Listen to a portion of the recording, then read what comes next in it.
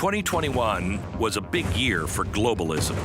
I mean, on Joe Biden's first day in office, he rejoined the Paris Climate Agreement. Now, an announcement from the Biden administration on how ambitious a goal they plan to set is expected to come in April and to be even more ambitious than the former goal that was set by the Obama administration that the U.S. never met anyway. Talk about a major comeback for big government. But it also signified a partnership with big money.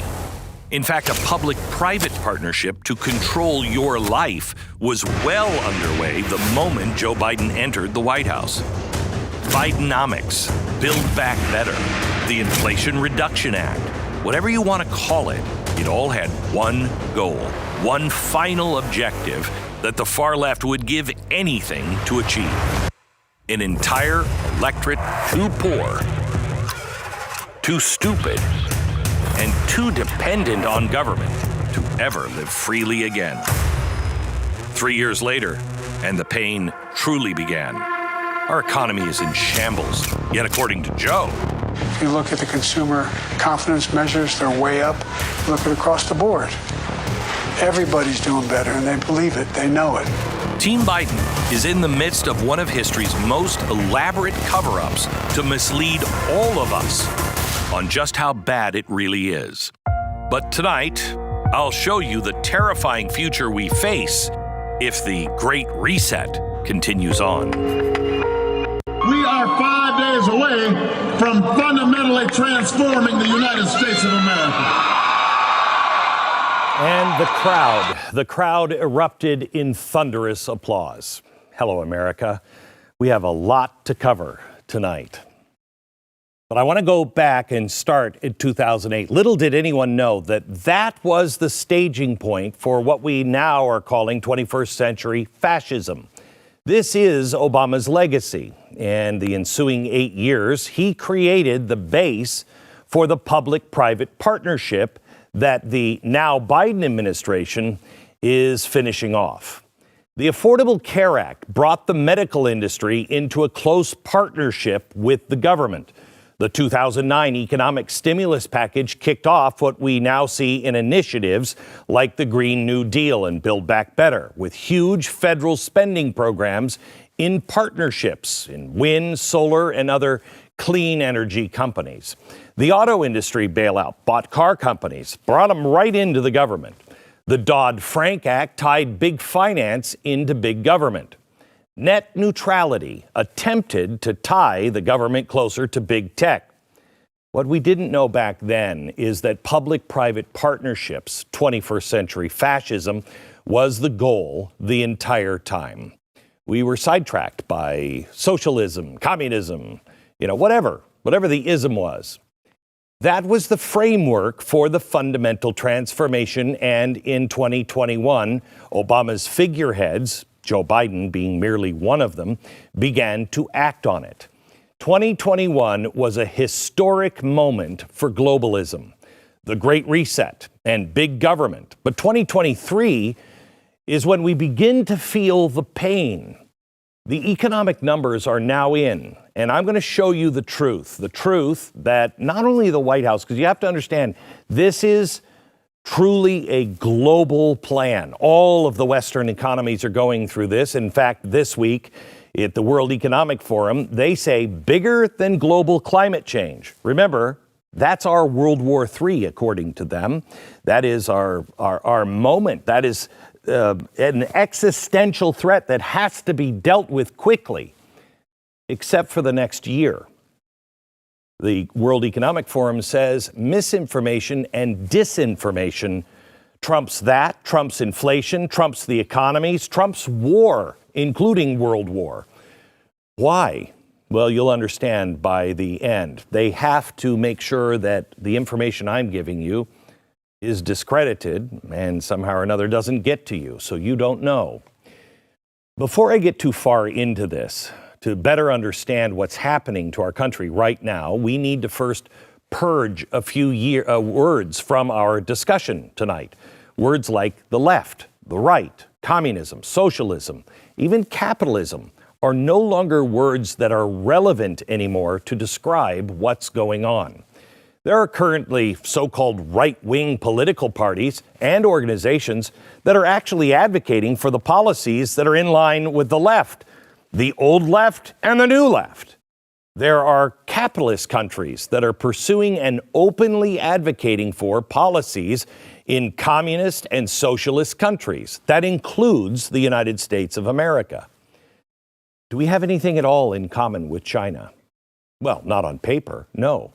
But there's something much, much bigger going on, and it is happening on a global scale. So forget about your usual politics and really just listen. The only term that still applies that we used to say is fascism. People think of the Nazis with fascism. Forget about the Nazis for a minute. Just understand what fascism is. A public-private partnership where governments tell companies what to do. Companies are allowed to make cash as long as you play ball with the government. Now, you've probably heard this new kind of fascism called something else. The Great Reset, Build Back Better, Bidenomics. Whatever name they choose to use, the endpoint is exactly the same. Now, right off the top, let me tell you what the New World Order, and these are terms that they are currently using in Davos. There was a discussion yesterday, and the person kept using New World Order, and one of the people on the panel said, can we stop calling it that? Maybe we'll call it something else, but not that. Yeah, why? Because that's terrifying, a New World Order. They also called it the Great Reset. But remember, all of these, when I first told them to you about 3 years ago, were conspiracy theory. Now everybody in the world knows. That's why they've jettisoned some of these words. But their goals are exactly the same no matter what you call it. You will own nothing and be happy. That means you won't own your own house, you won't own a car or a business, and you'll just love it because basically you'll have no choice. Next, you will have control over nothing. You won't control the news that you watch. You won't be able to choose. It'll all be the same. The media content that you consume, the people you vote for, and the education of your kids. You won't have control over your finances, the products you buy, the energy you consume, nor the food you eat. And that leads you to the last one, which is you will have zero privacy. 1 + 2 + 3 equals serfdom, slavery, fascism. The elites actually believe they're doing good for everybody, okay? So you don't have to assign that there are some evil, even though I think evil people are involved. They're not all evil. Some people actually believe this. That is the end game. Fascism, 21st century fascism. That is what began when Obama spoke of fundamental transformation. That is what his lackeys embarked on in 2021. And we're in the middle of one of the largest cover-ups in American history. When I said we're headed towards communism, I was thinking like an old Marxist like Obama learned from. But remember, the old Marxists in the old Soviet Union are now the oligarchs rolling in cash. They learned. They just took the uniform off and put a suit on, became businessmen and government officials. But it's the same thing. Now, case in point of some of the bullcrap being fed to us on the economy from the Biden administration. Quote, the economy's continued growth builds on the strongest pandemic recovery and the lowest inflation of any G7 country. Bidenomics is growing the economy from middle out, bottom up, not the top down, and hardworking Americans are seeing the results. Okay. Is that how you feel? Is this economy working? I think most of us see things like Will Restaurant CEO Brian Will. I had him on radio to talk last week about why he now has to charge $16 for a BLT sandwich. Inflation is so bad that he has to elevate his prices to compensate for $20,000 a month in rent, $6,000 a month for utilities, $60,000 in labor, 32% food costs. Just to break even, he has to sell 93,000 BLT sandwiches. Rent continues to go up. Food prices are going up. and it's never ending. You and I experience this every time we go into a grocery store, the gas station, we buy clothes, we try to balance our books. We're gushing blood with no tourniquet in sight. And this is the reality that the Biden administration is hoping to cover up or to sell you that that's not happening. These are not the droids you're looking for. From the House Budget Committee, Biden's fiscal and economic policies have increased spending by $10 trillion. Debt will increase by $6 trillion over the next 10 years, and that's baked in. But seemingly everybody's fine with inflation. The U.S. national debt just hit an all-time record of $34 trillion. And as Chuck Schumer, not a nickel was cut from the funding deal. Not one nickel. The gaslighting by the administration and those in power all over the world is insane. With these numbers, we're supposed to believe that all is well with the economy.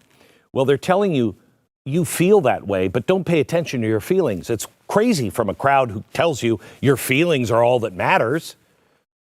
There's a reason we're being lied to so hard about what's really going on. And this is the crux of the matter. This is so important, and I don't think you've probably ever heard this before. They have begun something that they can't afford to lose power at this critical phase, and they know it's slipping through their fingers. Let me show you what's about to happen all over the world this year. And it's never happened like this before. This is the percentage of global population with legislative and presidential elections. Starting here in 1800, it was about 1% of the world was going to vote. And as you see, it steadily grew. 1910, that was a pretty big record year. This is 1950. This is right after the war. 1980. This is this coming year. This is incredibly historic and crucial time for the continuation of the Great Reset. After about 3 years, the results are starting to come out, and people are feeling it. But all of the countries around the world, that percentage is what, 45 or 50%? The global population that is going to the polls has never been this high since the 1800s. That's when we began charting it. The biggest critique on the Great Reset is that it is currently underway in every single Western country. It's all the same. It's going the same. Farmers are out in the streets. People are out in the streets protesting. And every Western country, the same thing is about to happen in a few short months. The old men in Davos this week are quaking in their $1,000 designer boots. It is why they said one of the leading topics this week was Trump cannot get in again. Why do they care overseas? It's not just because we're America, because they know between Milei, between El Salvador and Hungary, the United States, there's a move towards freedom again. Now, this panic is also not just for the old men in Davos, but also the old man sitting behind the Resolute desk in the White House. As of last month, this is how the American people viewed the economy, despite the gaslighting efforts of the Biden administration. How do we feel? 81% of swing state votes say the economy is poor. 96% of Republicans. Okay, no surprise there. But also 59% of the members of Biden's own party. 60% say it's bad. 84% of independents feel the same way. The honest number is probably closer to this. These people want to say it's bad. These people don't want to say it's bad. It's probably about 84% of the population that really believes that. Now, this is not a rebuke of a geriatric president, and this is also not support for any other leader. This is a direct rejection of the Great Reset, because this is what this all is and what it leads to. We all feel something isn't right. What is it? I'll show you what it is next.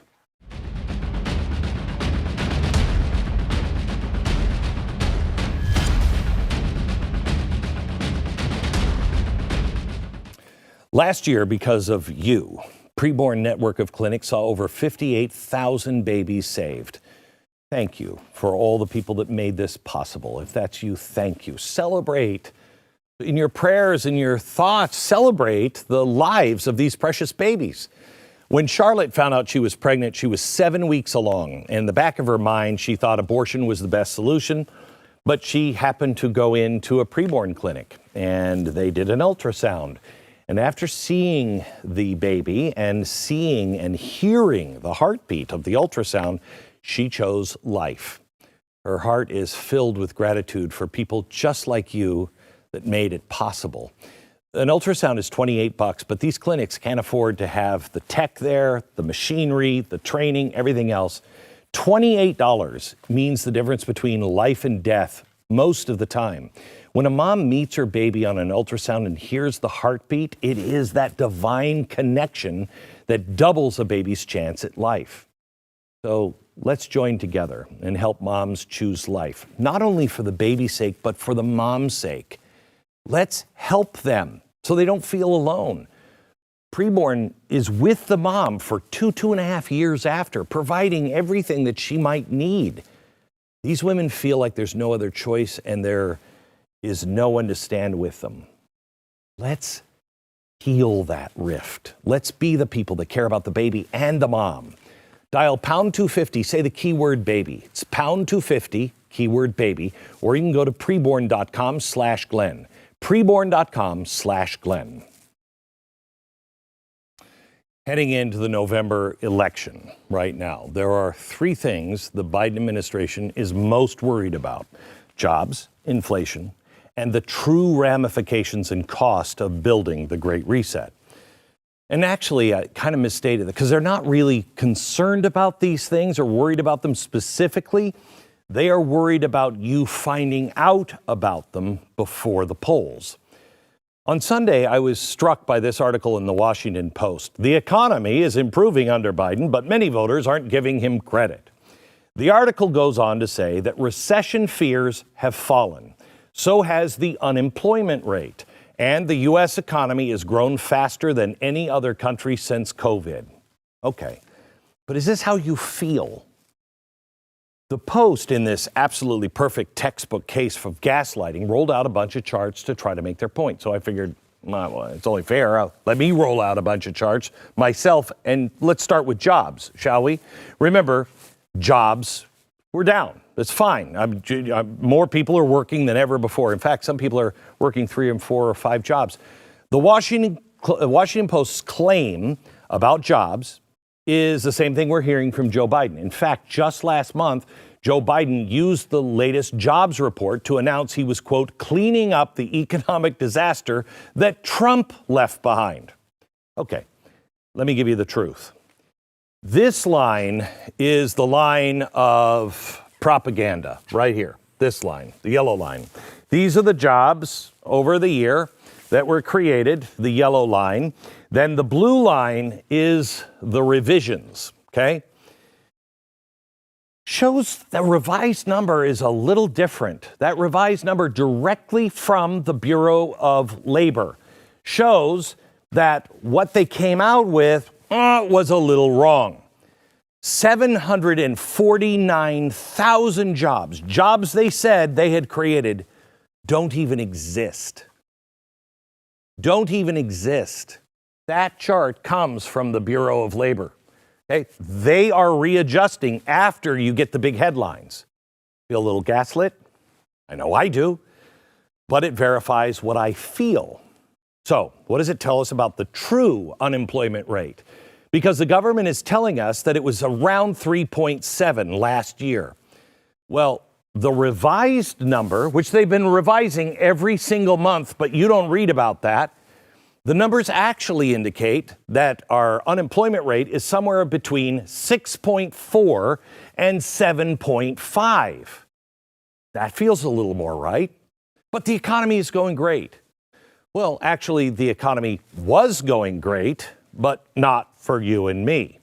Remember, the fundamental goal of the Great Reset is for you to own nothing and be happy about it, including private businesses. Do you know that 2/3 of Wall Street gains last year were made by what's called the Magnificent Seven? What is the Magnificent Seven? Giants like Meta, Amazon, Microsoft, Alphabet, Tesla. The smaller companies, they gained nothing or lost. But the big seven, the public-private partners, took off. Everybody else either was standing still or sunk. So let's move on with this amazing economy. We just endured the worst bank crisis since 2007, 2008. That economic crash. Back then, dozens of banks failed. 24 other banks, okay? They failed. But a mere handful of banks eclipsed the amount of money involved in a matter of months last year. Signature, Silicon, and First Republic Bank. More money than 2008. Regional banks were crashing like the Dallas Cowboy playoff hopes, but the big Fed-owned banks, they did just fine. Oh, you will have control over nothing, including your finances, your business. Remember the socialist that Biden nominated for comptroller of the currency? She was actually from Russia. She believed that the U.S. banking system needed to be completely revamped and small banks would go away and only the Fed would be the grantor of loans. Sounds a little like Russia. That's why people in this audience, you, helped her get kicked out. She was nominated, but she was never confirmed. But sadly, it looks like the plan moved on without her. Look who's failing. Now, this one is big, and it was alluded to in the Washington Post article. 2023, the most widely anticipated recession in history. In fact, the probability was 44% with the people in the know. That they said 44% chance. Yes, I think we're going to. Okay. Now, let me just go back over all the recessions and the economic disasters that we have had, going back to the 60s. Okay, you have the 60s. Then you have the recession. What was the mood of the country? About 30% of those who knew said, yeah, we're going to hit a recession. Boom, we did. Then you have the Jimmy Carter years. That was about 35%. Boom, into recession. Boom, into another recession. Then you had the end of the Reagan years. Boom. Here is 1997. You get all the way here. Let me show you. This is the recession fears in 2007 and 2008. That was there. This is now. No one predicted recession like they did for 2023, but it never came. Whew, we're all good. Where are we? Now, take a look at this chart that shows our federal budget deficit. Now, check out the lines from 20 to 23. Okay, that's this line and this line. That's the pandemic years. You have 2018 is the orange line. Then you have 2019, that is the blue line. Okay, 2021, and this is 2023. Now, this is actually a little misleading because we're used to seeing when things grow, them going up, but this is a deficit, so it's going. Can we just turn the picture over real quick? Thank you. I know this is weird, but maybe it'll help you make sense. This is the big budget deficit. See how it's going up? All right, this is because of pandemic. All right. Then after the pandemic, before and after, it got back a little bit to normal, right? Then in 2023, it started to go up again. We're down, or can we turn it back? I don't know if that actually helped. Why did, after the pandemic was over, why did it start to go back? And then in 2023, we start moving towards pandemic levels again. Well, it's pretty easy. This chart shows $6.7 trillion in spending the last 12 months. This is what brought us back to pandemic levels. So why was there no recession? Well, because during the pandemic, 7.6 trillion, and then 2023, 6.7 trillion. That means that, here's something you don't know, there was a $1 trillion stealth stimulus and nobody's acknowledging it. Nobody. See, we're spending, look, this is how we're spending like crazy. And this is the chart of the interest, okay? We are now spending more money just on interest for our debt than anyone on the planet has ever paid in human history. Boom. Let's put that into context. Do you remember when people said, "Oh my gosh, our interest payments are going to be dwarfed. They're going to dwarf the spending for the Defense Department. That's crazy. We have the most advanced and powerful military the world's ever known. The United States is spending a lot of money, but interest?" The United States dwarfs the rest of the world in defense spending. It's not even remotely close. But let me show you. The blue line is our defense spending, over $800 billion every year right now. The red line is our interest on our loans, our debt. It's beginning to dwarf what we spend on the military. And this, notice the trajectory? That line's just going straight up. Okay. You won't hear any of this from the mainstream media. You definitely won't hear this from the Biden administration. This is why they have to control the internet and speech. This is why there was an article in The Independent. Why is an English group going to Google and saying that they have to restrict me? They have to defund me. They have to silence me and the Blaze. Why would they do that? Why do they care? Well, because it's all part of the World Economic Forum. They have to silence anyone who is telling you the truth. Because, see, you're groomed to accept this new reality. And I'll show you when we come back.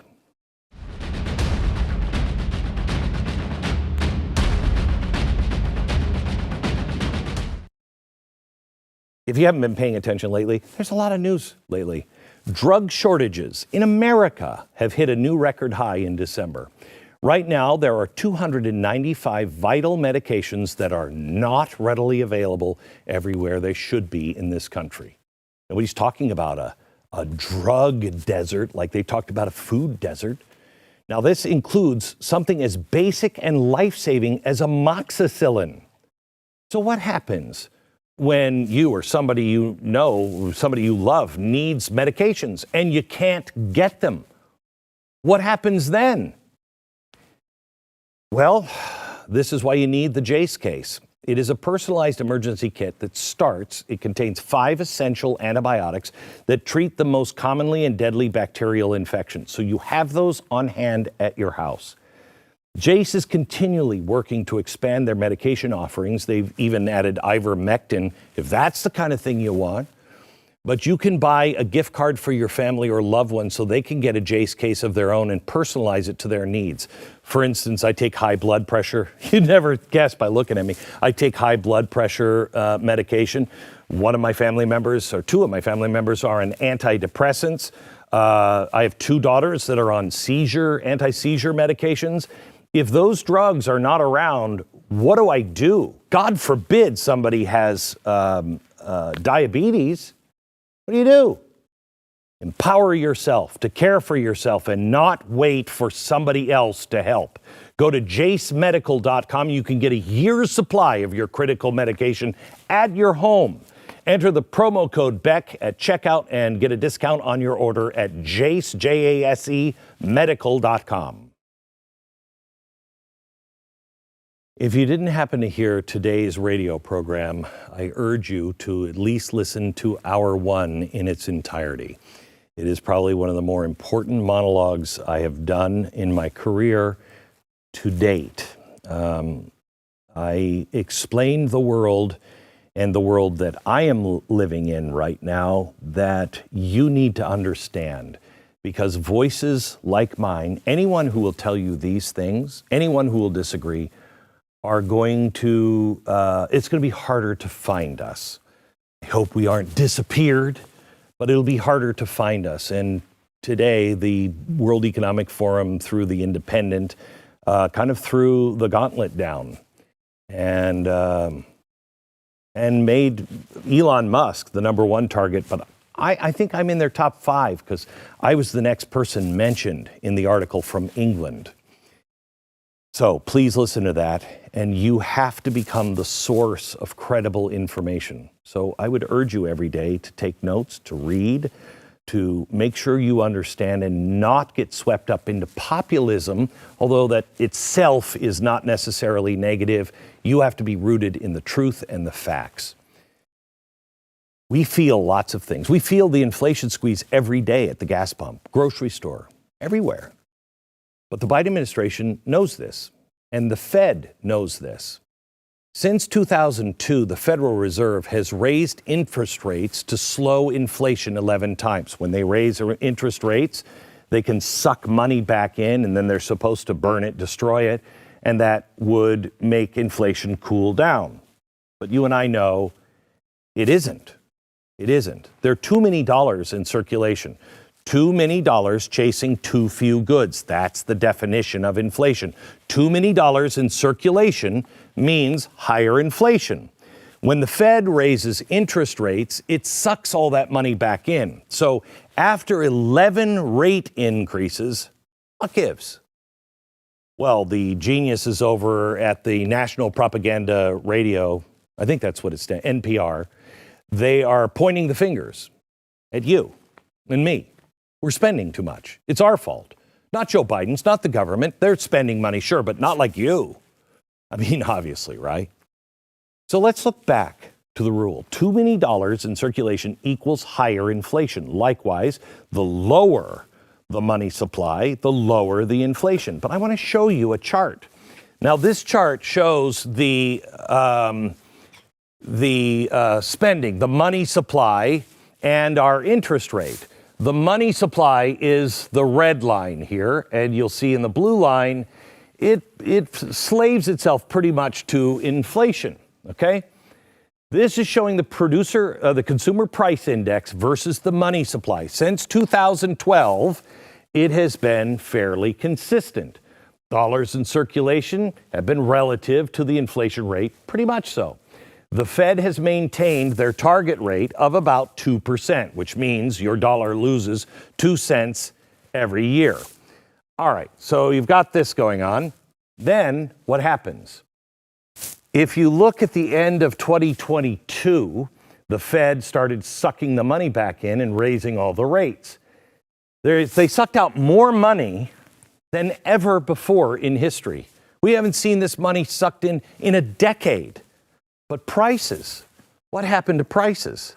Well, they came down for a little while, and then they spiked back up. They didn't follow. Now let's take a look at the end of 2023. This bottom chart here, the money supply remains at an all-time low, but then you have this little spike. It spikes back up. This is not how it's supposed to work, not with the money supply all the way down here. What does that mean? This is not how it's supposed to operate. The Fed, are they grooming us to accept a new inflation as a new normal? Because it's nowhere close to getting back to the 2% target. Let me show you an article. It comes from Columbia Business School. The sentiment is pretty much everywhere right now. The days of lower inflation are probably gone. Scraping by from paycheck to paycheck is their plan. You will own nothing. Now, this chart shows the Americans have lost their confidence. This is consumer sentiment. It means, how do we feel about the economy? Are we positive about it? We feel good about it? In 2022 and 23, it just starts to crater, okay? But at the same time, look at this is pandemic. Here comes Joe Biden. And we start spending money like it's crazy. We're spending money more than we were before the pandemic. Now, our attitude towards the economy has gone down. If you actually believe people like NPR and the rest of the shills for Biden, this is why inflation is so high. Remember, it's not Joe Biden's fault. It's not that the government is spending $6.7 trillion. No. No, it's not Build Back Better. It's not the government. It's not Bidenomics. It's your fault. When you go out and buy a new shirt, or you go and you buy more groceries, or you want to add something to your house, they blame all the extra savings that were amassed because, remember, we started just printing money and giving it out. So all those savings, you're now taking them out and you're just spending them. But we're spending into debt. I mean, honestly, the COVID stimulus checks, how many of us are still spending that cash? And were some of the payments larger and most of us just missed out? The truth is, we are all leveraging everything on credit as we attempt to keep our family's head above water. Credit card debt spiked to over $1 trillion. That's a record. No one has money, but we're swiping the credit card and trying to stay afloat. A little like the $6.7 trillion. The government is swiping the credit card, our interest rates are going up, and our quality of life is going down. How many of us have used credit cards to pay the electric bill lately, or the car bill, or even the mortgage? That debt on credit card, the average debt now, the payment, the interest is 25%. Some people are paying as high as 35% in interest. The arrogance of these people to actually claim that any of this is our fault. Our only fault was we voted for these clowns, except you didn't vote for the people who are running our money at the Fed. We don't even know who they are, really. We don't know what banks are involved.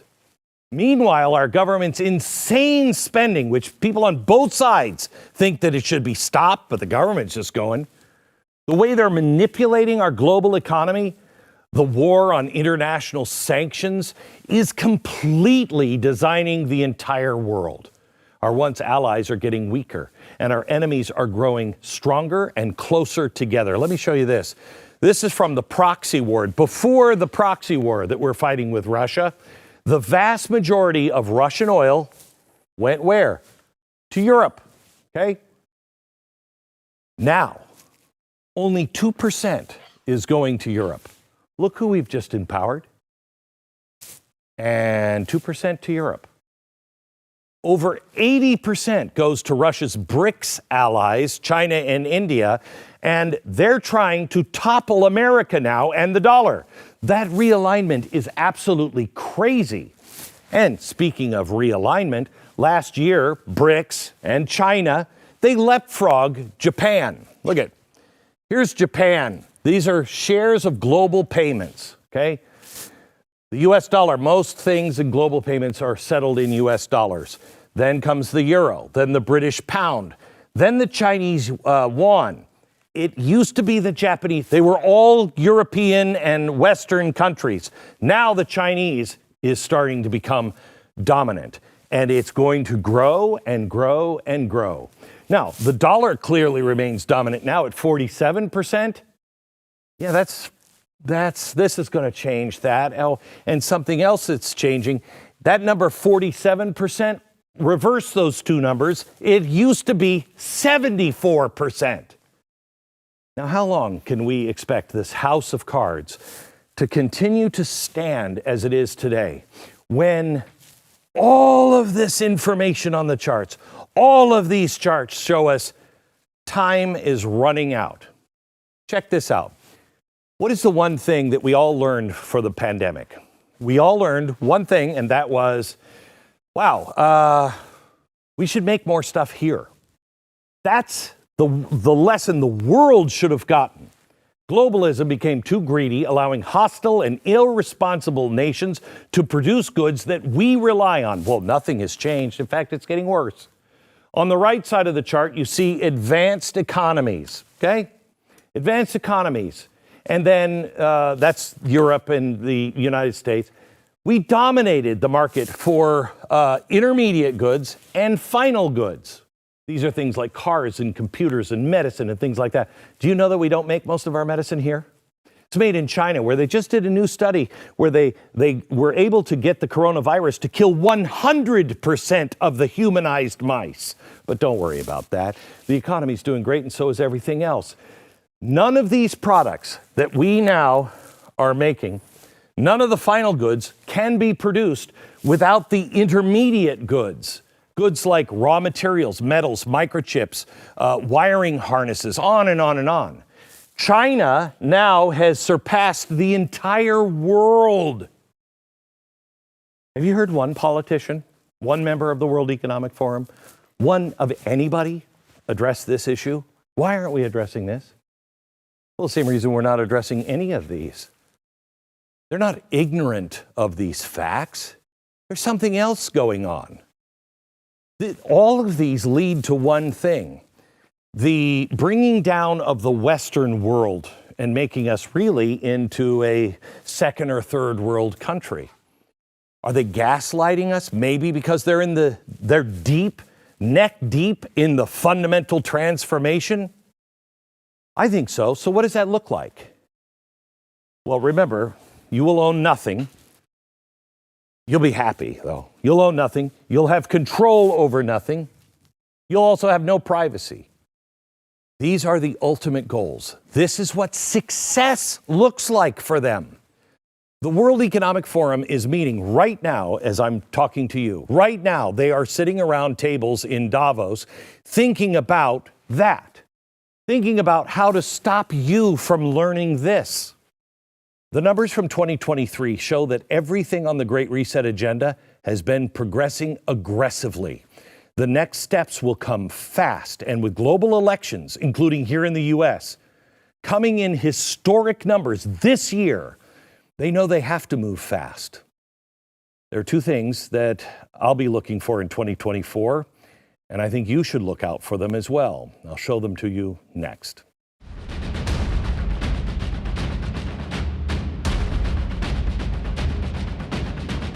Sometimes the solutions that we seek to fix a problem are easy. But when you're living with pain, nothing is easy. It just isn't the case. For years, I lived with terrible pain in my hands. And you better believe I searched up and down. I went to some of the best hospitals and doctors and did all kinds of tests for over a year trying to find an answer. Nothing. Next year goes by. Nothing. Next year goes by. The whole time the solution was there waiting for me to discover it. And I would have never done it unless my wife made me try Relief Factor. I thought, I've tried everything else, so this is not going to work. Relief Factor is a daily supplement that helps your body fight pain by fighting inflammation. That is the cause of most of our pain. It's 100% drug-free, developed by doctors to help reduce or eliminate pain. And over 1 million people have tried Relief Factor in their Quick Start Kit. 70% of them have gone on to order it again and again. See how Relief Factor can help you. With the 3-week Quick Start Kit, it's $19.95, and it comes with Relief Factor's Feel Better or Your Money Back guarantee. So give it a try. Visit relieffactor.com now. Call 1-800-4RELIEF. That's 1-800-4RELIEF. Relief Factor. When you feel the difference, you know it works. What is the plan? Let's go back to the chalkboard idea. You have to have zero privacy. This one is pivotal because with privacy, you can buy what you want. Use oil, gas, coal, everything else they call dirty. You can get guns, ammunition. You could travel as much as you want to travel and as much as you want. Attend protests that you might want to attend. You can watch whatever news you want. You can do your own homework on issues that affect our families the most. If absolute control is the goal, then none of these things can remain. If the New World Order is the destination, then the government must know where you are at all times. They need to know what information you're consuming, what you're purchasing, what you're using, and in the end, be able to control all of it with a flip of a switch. There are two big must-haves that I believe globalists are going to go into overdrive to start to get done and lay the foundations. Widespread digital ID is first. Big government has massively begun ramping this up, pushing digital ID on the entire world. USAID has an entire section on digital identity, and it even includes a document that basically instructs foreign governments how to brainwash their people into thinking they need it. Now, I know Media Matters is going to have a field day with that statement, but how else do you describe when our government is providing detailed instructions on, quote, framing the question, crafting the narrative, and finally how to socialize and adapt populations to the use of digital ID? I mean, it's like written by David Koresh. The European Union is way ahead of us on this, and you can all but guarantee that's their framework is going to be used to pursue it here. And if you're curious what that looks like, the EU made a cute little cartoon show and how it all works. The European Digital Identity will provide an easy way to share documents such as certificates, report an address change, prove our age, or fill in tax return, wherever we are in Europe. We need to apply for our loan at the local bank, but I can't find our documents. Calm down. Paperwork is so 2020. We'll manage our digital identities using the European Digital Identity Wallets. Have you seen my wallet? You mean this one? Ah, yes, that one. The European Digital Identity Wallets will enable us to store and exchange documents and legal information while fully controlling which data we want to share with whom. ID data sent. Credit rating sent. Income statement sent. Loan application done. A government-controlled identity system that knows where you are at all times. If you've traveled somewhere, the access to your banking, finances, accesses to all of your data. I wouldn't trust somebody. I wouldn't give it to somebody I trust, somebody that I know. I wouldn't give that information to them, let alone a government. Imagine the power.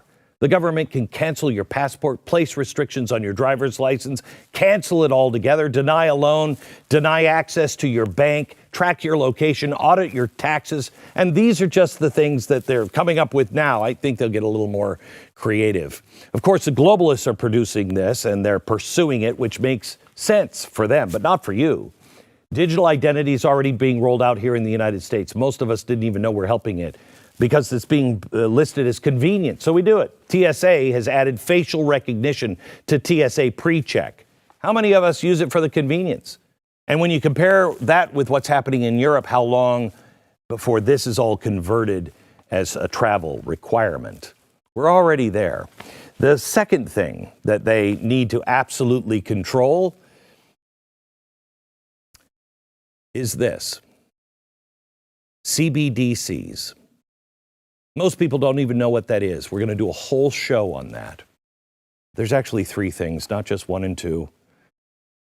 The third thing is they have to control information. That's where we come in. You must be the keeper of information and do your own homework. I'll have more on this on tomorrow's broadcast. This is an important year. I believe we are winning, but it is going to be a finish by the nose. Good night, America.